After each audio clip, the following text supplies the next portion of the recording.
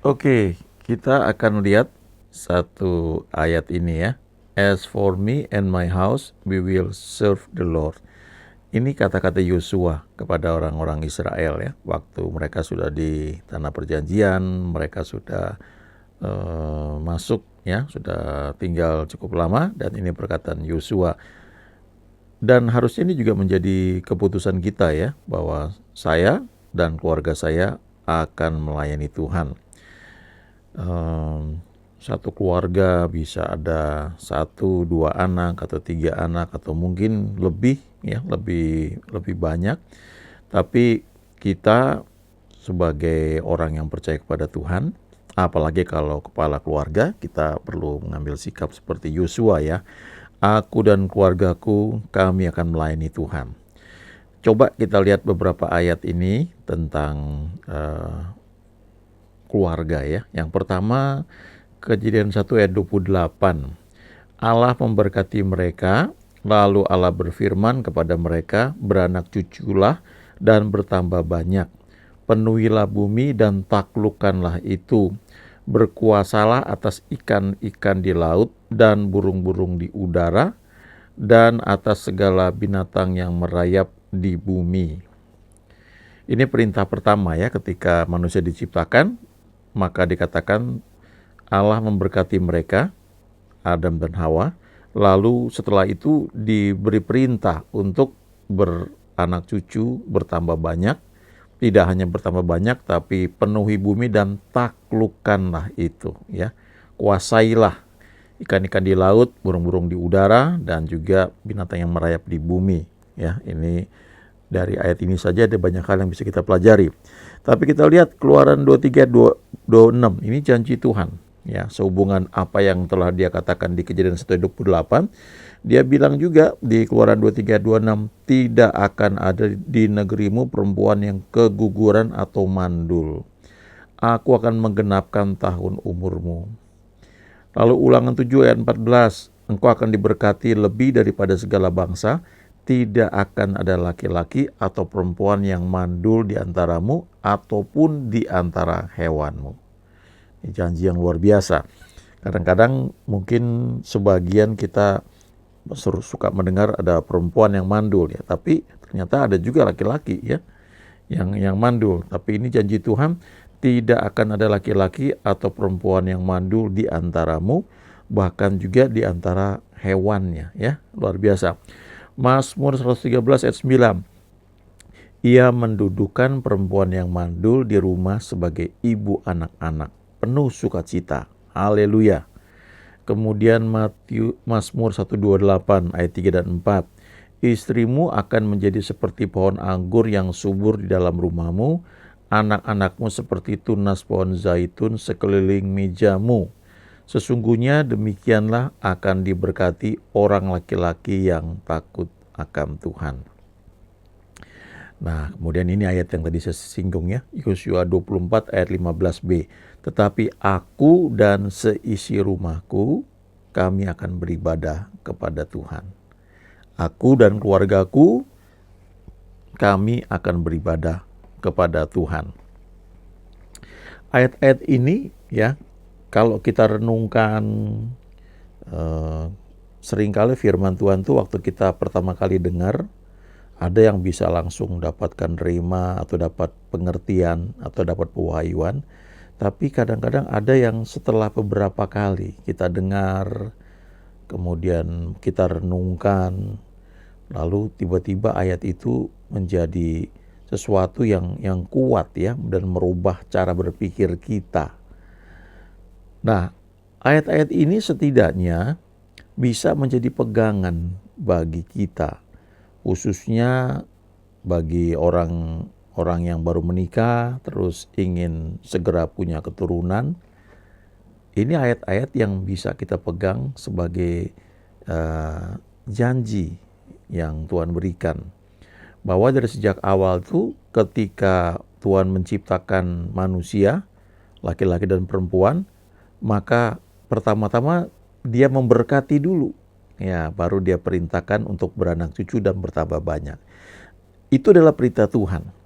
Tapi dalam faktanya, di dalam Alkitab sendiri pun setidaknya ada 7 orang ya yang nampaknya tidak mengalami apa yang ayat-ayat tersebut tadi katakan pada awalnya ya.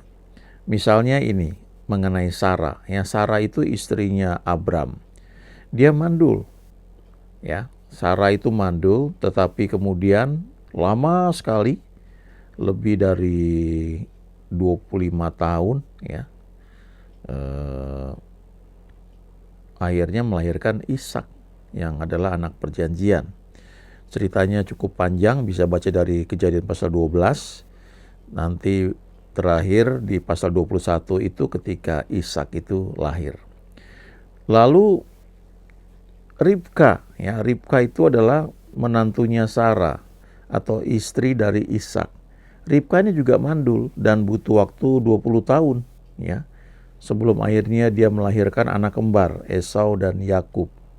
Kalau kita baca itu, Ishak menikah dengan Ribka ketika berumur 40 tahun ya, kemudian ketika Ishak berumur 60 tahun baru dia punya anak kembar yaitu Esau dan Yakub. Kemudian Rahel, ya, Rahel itu adalah istrinya Yakub ya. Yakub itu punya 4 istri ya. Sebenarnya awalnya dia hanya mau menikah dengan Rahel, tapi mertuanya kasih kakaknya lebih dulu yaitu Lea. Setelah seminggu ya menikah, kemudian Rahel dikasih lagi dan Yakub lebih cinta sama Rahel, tapi Rahelnya mandul. Nah, belakangan akhirnya Rahel kasih budaknya untuk kawin dengan Yakub supaya punya anak. Lalu kakaknya Rahel yaitu Lea juga kasih budaknya kepada Yakub. Ya, jadi Yakub ini total punya 4 istri, tapi istri yang paling dia cintai adalah Rahel. Rahel mandul, tetapi lama setelah itu ya, dia melahirkan Yusuf dan Benyamin. Dan Yusuf ini anak yang istimewa. Kemudian kisah mengenai orang yang paling kuat yang tercatat di Alkitab yaitu Simson. Nah, ini ibunya mandul. Namanya memang gak disebut ya, tapi bapaknya namanya Manoah. Jadi istri Manoah ini mandul, tetapi kemudian malaikat Tuhan datang menampakkan diri dan menyatakan bahwa dia akan melahirkan seorang anak laki-laki yang akan menjadi nazir ya, menjadi hakim bagi umat Israel. Kemudian yang paling luar biasa menurut saya adalah Hana. Itu di 1 Samuel pasal 1, pasal 2. Hana ini mandul, dia adalah istri dari Elkana. Elkana punya 2 istri, Hana dan Penina. Yang Penina itu punya banyak anak, tapi Hana ini mandul. Dan Alkitab berkata bahwa Tuhan yang telah menutup kandungan Hana. Tapi kemudian Hana berdoa dengan sungguh-sungguh, bahkan dia bernazar bahwa kalau Tuhan berikan seorang anak laki-laki, maka anak itu akan menjadi nazir, ya, menjadi hakim Tuhan, menjadi pelayan Tuhan seumur hidupnya. Dan kemudian memang akhirnya dia hamil dan dia melahirkan Samuel.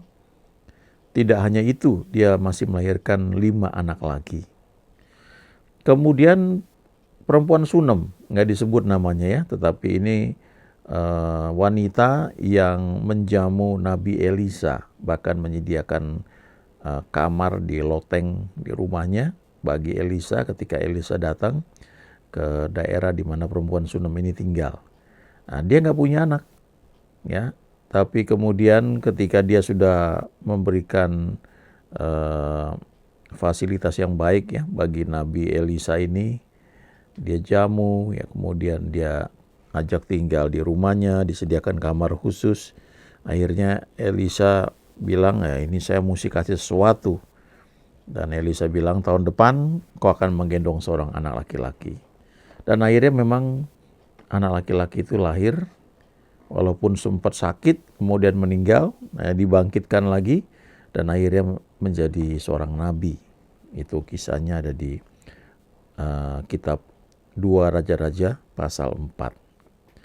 Kemudian di Perjanjian Baru Elisabet ini juga mandul ya. Suaminya seorang imam yang sedang melayani. Kemudian malaikat Tuhan menampakkan diri kepada suaminya dan berkata bahwa istrimu akan hamil dan melahirkan seorang anak laki-laki dan harus kau beri nama Yohanes. Dan akhirnya lahirlah Yohanes Pembaptis. Dari 7 kisah di Alkitab ini, kita melihat bahwa walaupun mereka pada awalnya itu mandul, tapi akhirnya sesuai dengan firman Tuhan dari kitab Kejadian, kitab Keluaran, dan seterusnya ya. Ada banyak ayat-ayatnya, tidak hanya yang tadi saya bacakan ya. Mereka ini akhirnya memang punya anak ya, walaupun awalnya itu mandul. Jadi ini sebenarnya bagi mereka yang saat ini mendambakan seorang anak dan masih ingin ya, walaupun sudah sekian tahun belum punya anak, masih tetap berharap akan punya anak kandung, maka ayat-ayat ini bisa dipakai untuk direnungkan ya secara pribadi dengan Tuhan. Ya, baca, renungkan. Kalau tahu ya, Don Moen itu penyanyi lagu rohani, pencipta lagu rohani yang terkenal. Dia itu 11 tahun gak punya anak. Ya, 11 tahun gak punya anak, akhirnya dia punya anak kalau nggak salah 5 ya, setiap tahun 1. Kemudian saya punya orang-orang yang saya kenal juga ya, tetangga saya juga sempat ya, ada berapa kali saya lupa ya, ada pokoknya mereka nggak punya anak ya. Kemudian akhirnya setelah sekian tahun punya anak. Lalu ada rekan pelayanan juga begitu ya, sudah 10 tahun mungkin nggak punya anak. Akhirnya punya anak ya. Nah, tentu ada juga yang berpikir udahlah nggak apa-apa lah, saya ngambil anak orang lain aja, saya jadikan anak dalam keluarga kami ya, sah saja ya, boleh aja nggak apa-apa ya. Tapi bagi kita yang mungkin sudah punya anak dan artinya bukan satu kebutuhan lagi untuk punya anak yang baru dilahirkan ya. Tapi dari kisah ini kita bisa belajar banyak. Bahwa bagi Tuhan gak ada yang mustahil, bahwa apapun yang Tuhan janjikan, kadang-kadang ada orang-orang yang nampaknya tidak mengalami. Ya, seperti Sarah, Ribka, Rahel, istri Manoah, Hana, perempuan Sunem, dan Elisabet, itu awalnya kan mandul, ya, tidak bisa melahirkan anak atau tidak bisa mengandung. Tetapi pada akhirnya, ya, mereka berdoa, mereka berharap kepada Tuhan. Akhirnya mereka melahirkan anak, dan anak-anak yang mereka lahirkan itu menjadi anak-anak yang spesial, anak-anak yang luar biasa.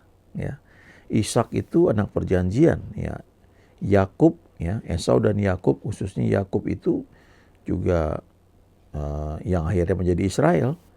Lalu Yusuf dan Benyamin, Yusuf khususnya ya menjadi orang yang istimewa. Simson juga begitu, menjadi nazir, menjadi hakim. Lalu Samuel menjadi nabi Tuhan, ya. Lalu perempuan Sunem juga begitu ya, melahirkan anak yang harus selanjutnya menjadi nabi. Dan Elisabet melahirkan Yohanes Pembaptis. Jadi artinya ketika mereka ini mengalami masa-masa sulit, nampaknya janji Tuhan itu tidak terwujud.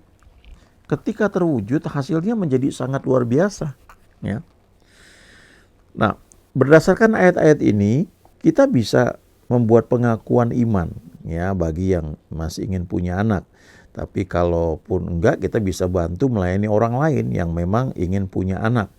Atau mungkin kita bisa aplikasikan dalam bentuk yang lain. Kita bisa belajar bahwa Tuhan itu Tuhan yang setia, yang menjawab doa. Ya. Misalnya dari ayat-ayat ini kita bisa buat pengakuan. Sesuai dengan firman Tuhan di Kejadian 1 ayat 28, Keluaran 23 ayat 26, Ulangan 7 ayat 14, Mazmur 113 ayat 9, Mazmur 128 ayat 3 dan 4, Yosua 24 ayat 15b. Kami mengakui bahwa Tuhan memberkati kami dan menghendaki agar kami mempunyai keturunan serta beribadah kepadanya. Karena itu diteguhkan oleh pengalaman Sarah, Ribka, Rahel, istri Manoah, Hana, perempuan Sunem, dan Elisabet, Kami mengakui bahwa Tuhan membuat perempuan mandul bisa melahirkan anak-anak yang luar biasa untuk menjadi alatnya menaklukkan dan menguasai bumi sesuai dengan rencananya. Ya, kita bisa pakai ini untuk mendoakan orang lain.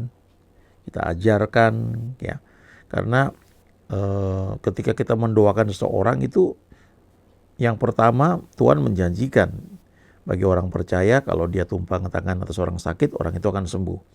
Nah, kalau orang mandul kan itu artinya dia tidak sehat, ya, dia sakit, ya.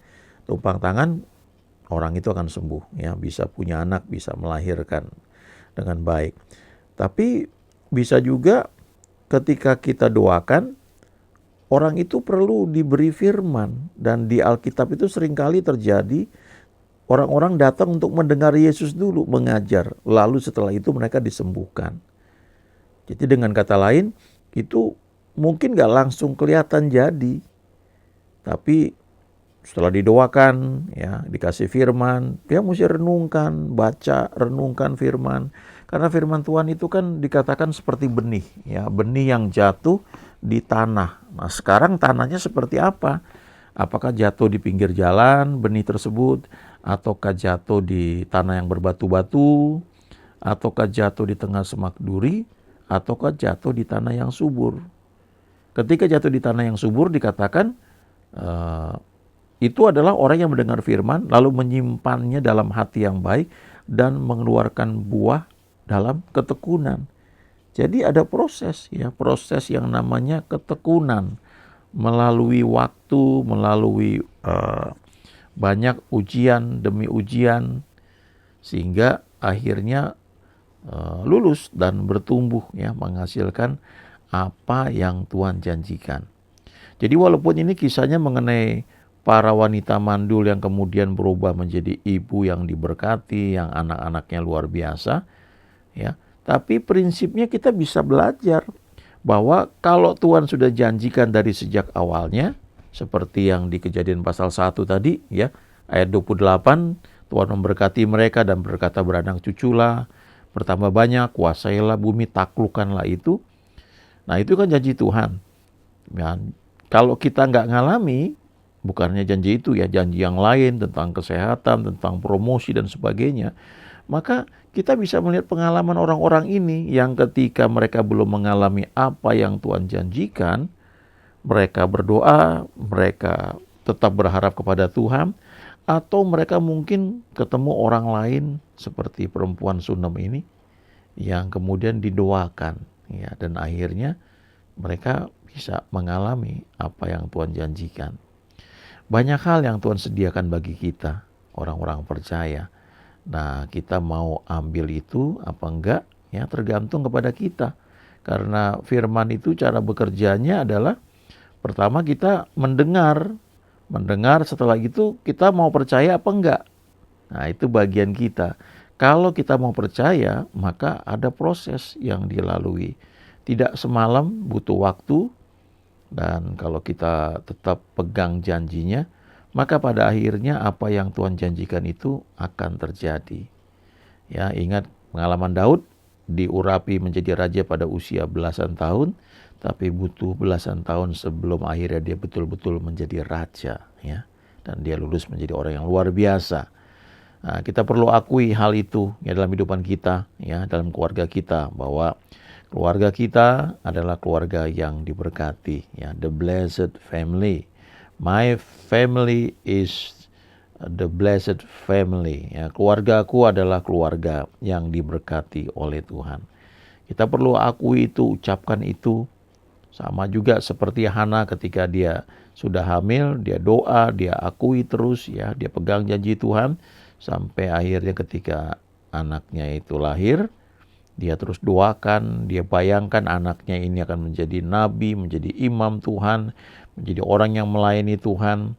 Dan dia tunjukkan dengan baju, ya, yang dia buat kepada anaknya itu, ya, baju imam, baju efod. Dan akhirnya memang anaknya betul-betul menjadi nabi yang takut akan Tuhan, ya. Mari pegang janji Tuhan. Apa yang dia katakan kepada kita, nggak ada yang mustahil bagi orang percaya. Pegang, akui itu, dan kita akan mengalami yang Dia janjikan. Haleluya. Amin.